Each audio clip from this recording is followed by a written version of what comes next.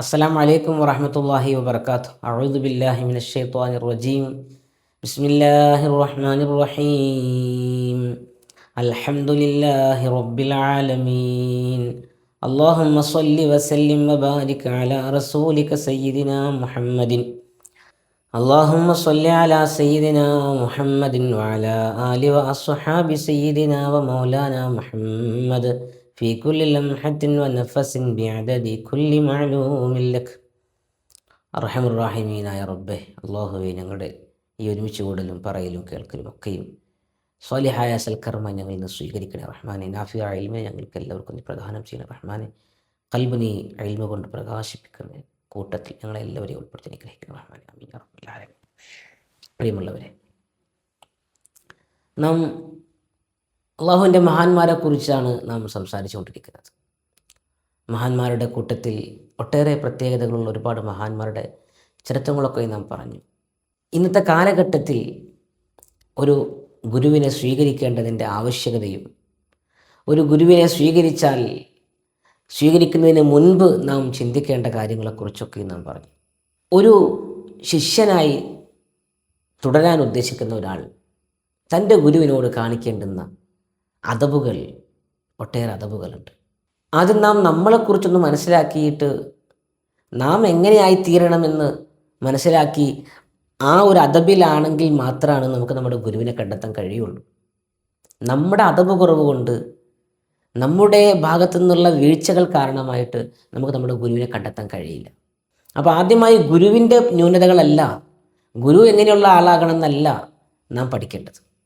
ഗുരു ഏത് രീതിയിലുള്ള ആളാകണം, അവരുടെ യോഗ്യതകൾ എന്തൊക്കെയാണ്, ഏതൊക്കെയാണ് ഷർത്തുകളുള്ളത്, ഇതല്ല നാം മനസ്സിലാക്കി പഠിക്കേണ്ടത്.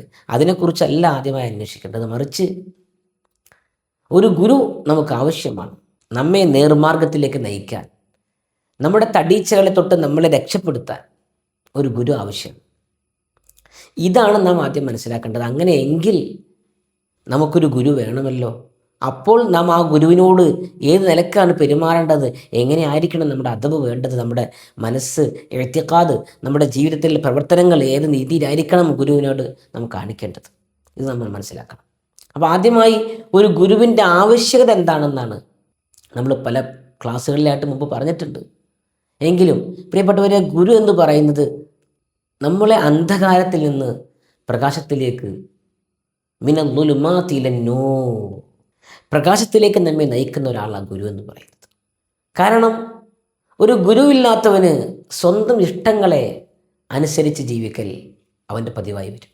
അവന് ഇഷ്ടമുള്ളത് ചെയ്യും, അവന് തോന്നിയത് ചെയ്യും, അവന് മനസ്സിലാക്കിയത് ചെയ്യും. അവൻ്റെ അറിവും അവൻ്റെ തോന്നലുകളും അവൻ്റെ ഊഹങ്ങളും അവൻ പഠിച്ചതും അവൻ്റെ അറിവുകളും അതാണ് അവനെ നയിച്ചുകൊണ്ടിരിക്കുന്നത്.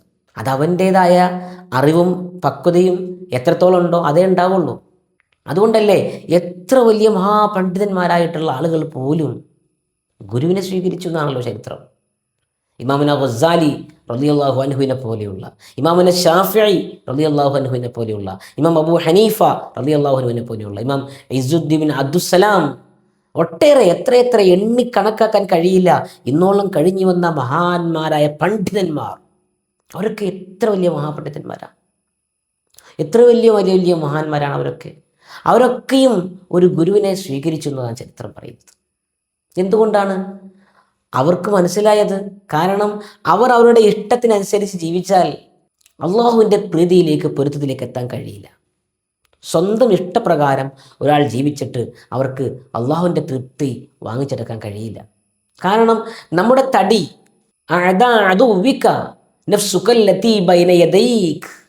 ഹബീബായ റസൂലുള്ളാഹി സ്വല്ലല്ലാഹു അലൈഹി വസല്ലമ തങ്ങൾ ബദർ യുദ്ധം കഴിഞ്ഞ് വരിക.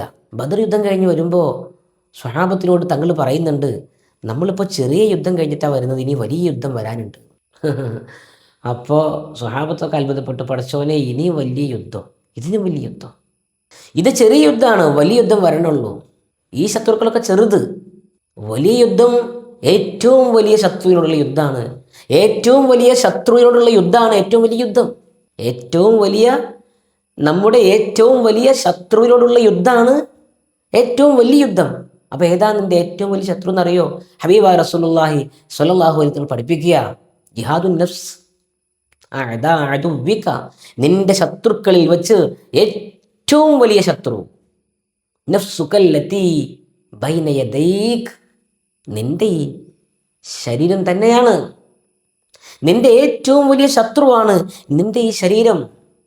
70 ശൈത്വാനിനേക്കാളും കടുപ്പമുണ്ട് നിന്റെ ഈ ശരീരത്തിന് എന്നാണ് മഹാന്മാർ പഠിപ്പിക്കുന്നത്. ഇന്ന നഫ്സ ലഅമ്മാറത്തും ബിസൂ, വിശുദ്ധ ഖുർആനും അത് തന്നെയാണ് പഠിപ്പിക്കുന്നത്. നിശ്ചയമായും ഈ ശരീരം ലഅമ്മാറത്തും ബിസൂ, തെറ്റുകൾ കൊണ്ട് വല്ലാതെ കൽപ്പിക്കുക തന്നെ ചെയ്യും, കൽപ്പിക്കുന്ന ഒരു സാധനമാണ്. അപ്പോൾ നമ്മെ തെറ്റുകളിലേക്ക് ഇങ്ങനെ പ്രേരിപ്പിക്കുക.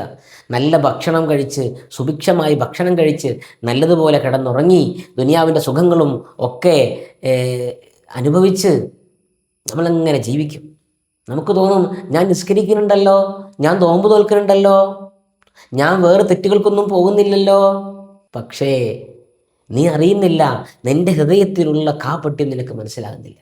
അത് മനസ്സിലാക്കി തരണമെങ്കിൽ ഒരു ഗുരുവിനെ പിൻപറ്റിയേ പറ്റൂ.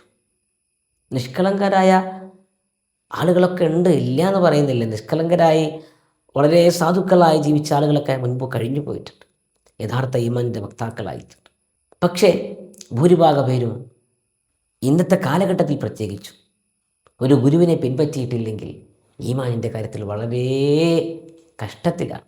കാരണം നാം നമ്മുടെ തടിയുടെ ഇച്ഛയെ പിൻപറ്റിക്കൊണ്ട് നമുക്കിഷ്ടമുള്ളതൊക്കെ തോന്നിയതുപോലെയൊക്കെ ചെയ്തുകൊണ്ടാണ് ജീവിക്കുന്നതെങ്കിൽ ഹൃദയത്തിൽ കിബിർ ഉണ്ടാവും. കിബിർ എന്ന് പറയുന്ന സാധനം ഒരു അണുമണിത്തൂക്കം ഉണ്ടെങ്കിൽ അല്ലാഹു തആല ഒരു അമലും സ്വീകരിക്കൂല എന്നാ.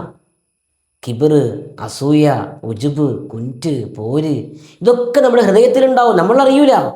നമ്മൾ നിസ്കരിക്കുന്നുണ്ട്, നോമ്പ് നോക്കുന്നുണ്ട്, സക്കാത്ത് കൊടുത്തിട്ടുണ്ട്, ആവശ്യമുണ്ടെങ്കിൽ കൊടുക്കാൻ ബാധ്യസ്ഥനാണെങ്കിൽ, അല്ലെങ്കിൽ ഹജ്ജ് ചെയ്തിട്ടുണ്ട്, ഉംറക്ക് പോയിട്ടുണ്ട്, ദിക്ർ ചൊല്ലുന്നുണ്ട്, ഇതൊക്കെ നമുക്കറിയും. ഇതൊക്കെ നമ്മൾ ചിന്തിക്കുന്നുണ്ടാവും. ഞാൻ വേറെ തെറ്റുകൾക്കൊന്നും പോകുന്നില്ല. പക്ഷെ അങ്ങനെയല്ല, നിന്റെ ഹൃദയം പരിശുദ്ധമായിട്ടുണ്ടാവില്ല. ഹൃദയത്തിൽ ഒരുപാട് കറകളുണ്ടാവും. യൗമ ലാ യൻഫഉ മാലുൻ വലാ ബനൂൻ ഇല്ലാ മൻ അത്തല്ലാഹ ബിഖൽബിൻ സലീം. സലീമായ ഖൽബോടുകൂടെ റബ്ബിൻ്റെ മുന്നിലേക്ക് എത്തിയാൽ മാത്രമേ രക്ഷപ്പെടാൻ കഴിയുള്ളൂ. അല്ലെങ്കിൽ നമ്മുടെ അമലങ്ങൾ സ്വീകരിക്കൂല. ഓരോ ആകാശത്തിന് ഓരോ കാവൽക്കാരാ. കിബറുള്ള ഒരു മനുഷ്യൻ്റെ അമല് ആകാശത്തെത്തിയാൽ തള്ളപ്പെടും. മലക്കുകൾ പറയും, ഇത് കിബറുള്ള മനുഷ്യൻ്റെ അമല, സ്വീകരിക്കാൻ പാടില്ല എന്നിട്ട് എറിഞ്ഞു കളയും. ഓരോ ആകാശത്തിന് ഓരോ കാവൽക്കാരാ. കിബറിനെ നോക്കുന്ന മലക്കുകളുണ്ട്, അസൂയയെ നോക്കുന്ന മലക്കുകളുണ്ട്, റുജുബ് നോക്കുന്ന മലക്കുകളുണ്ട്, കൊൻറ്റ്, പോര്, വൈരാഗ്യം, ദേഷ്യം, ഇതുപോലെ ഒരുപാട് ഹൃദയത്തിൻ്റെ ദുഷിച്ച രോഗങ്ങൾ, ഇതൊക്കെ ചെക്ക് ചെയ്യാൻ മലക്കുകളുണ്ട്. അതെല്ലാം ചെക്കിങ് കഴിഞ്ഞിട്ടാ ആ അമല് മേലേക്ക് ഉയർന്നു പോകുള്ളൂ.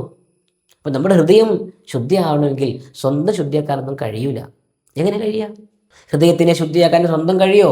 വലൗലാ ഫദ്ലുല്ലാഹി വറഹ്മത്തുഹു മാ സക്കാ മിൻകും മിൻ അഹദിൻ അബദ. ഖുർആൻ പറയുന്നത് കണ്ടില്ലേ? നിങ്ങളുടെ ഒരു കഴിവ് കൊണ്ടുമല്ല, അള്ളാഹുവിൻ്റെ ഔദാര്യവും അവൻ്റെ റഹ്മത്തും എന്ന് പറഞ്ഞാൽ ഹബീബ റസൂലുള്ളാഹി സ്വല്ലല്ലാഹു അലൈഹി വസല്ലം അവരുടെ മഹാന്മാരായ പിൻഗാമികളും അവരില്ലായിരുന്നെങ്കിൽ മാ സക്കാ മിൻകും മിൻ അഹദിൻ അബദ, ഒരാൾ തന്നെ പരിശുദ്ധരായി നിങ്ങളുടെ കൂട്ടത്തിൽ ആർക്കും സംസ്കാരം ശ്രദ്ധിക്കാൻ കഴിയില്ല. അതല്ലേ റസൂലുള്ളാഹി സ്വല്ലല്ലാഹു അലൈഹി വസല്ലം തങ്ങളെക്കുറിച്ച് ഖുർആൻ പറഞ്ഞു കൊടുത്തൊക്കെ യുസക്കീഹിം, അവരെ സംസ്കരിച്ചെടുക്കുന്ന റസൂൽ കണ്ടോ, യുസക്കി, അവരെ സംസ്കരിക്കുന്നു എന്നാണ്. അപ്പോൾ നിന്നെ സംസ്കരിക്കാൻ, നിന്റെ സ്വഭാവം നന്നാക്കിയെടുക്കാൻ, നിന്റെ ഹൃദയത്തെ ശുദ്ധീകരിച്ചെടുക്കാൻ, നിന്നെ നന്നാക്കാൻ നിനക്കൊരു ഗുരു ആവശ്യം. എങ്കിൽ മാത്രമാണ് നിനക്ക് രക്ഷപ്പെടാൻ കഴിയുള്ളൂ എന്നാണ് ഖുർആൻ പഠിപ്പിക്കുന്നത്, ഹദീസ് പഠിപ്പിക്കുന്നത്, ഹബീബായ റസൂലുള്ളാഹി സ്വല്ലല്ലാഹു അലൈഹി വസല്ലം തങ്ങൾ പഠിപ്പിക്കുന്നത്, മഹാന്മാരായ മശായിഖന്മാർ, ഔലിയാക്കന്മാർ, മുൻകഴിഞ്ഞു പോയ പണ്ഡിതന്മാരൊക്കെയും പഠിപ്പിക്കുന്നത് അത് തന്നെയാണ്. അള്ളാഹുവിൻ്റെ ഖുർആനിൻ്റെ ഒരു വാചകം കൂടി ഉദ്ധരിച്ചിട്ട് ഇൻഷാ അല്ലാഹ് നമുക്ക് നിർത്താം. അത്തിയുല്ലാഹ വറസൂൽ വഉലിൽ അംരി മിൻകും. കണ്ടോ ഖുർആൻ പറഞ്ഞത്? അള്ളാഹിനെ വഴിപ്പെടുക, വാത്തിയുർ റസൂല, റസൂലുള്ളാഹിക്ക് വഴിപ്പെടുക, വഉലിൽ അംരി മിൻകും, നിങ്ങളുടെ കാര്യങ്ങൾ ഏൽപ്പിക്കപ്പെട്ട ആളുകളെയും നിങ്ങൾ വഴിപ്പെടുക. ഇത് പറയാനുള്ള കാരണം അതാണ്. അള്ളാഹുവിനെയും റസൂലിനെയും എന്ന് പറഞ്ഞിട്ട് നിർത്തിയില്ല. വഉലിൽ അംരി മിൻകും, ഖുർആൻ പറയുകയാ വഉലിൽ അംരി മിൻകും, നിങ്ങളുടെ കൂട്ടത്തിൽ നിന്ന് നിങ്ങളുടെ കാര്യങ്ങൾ ഏൽപ്പിച്ചു കൊടുത്ത ആളുകൾ എന്ന് പറഞ്ഞാൽ നിങ്ങളുടെ ഗുരുക്കന്മാർ, അവരെ നിങ്ങൾ വഴിപ്പെടുക. അങ്ങനെ വഴിപ്പെടുക എന്നുള്ളത് ലോകത്തോട് മൊത്തമുള്ള പ്രഖ്യാപനമാണ്. ഒരാളോട് മാത്രമല്ല, എല്ലാവരോടുള്ള പ്രഖ്യാപനമാണ്. അപ്പോൾ നിനക്ക് അള്ളാഹു വേണം, റസൂല് വേണം, നിന്റെ കാര്യങ്ങൾ ഏൽപ്പിക്കപ്പെട്ട ആൾ വേണം നിനക്ക്. അതാരായിരിക്കണം?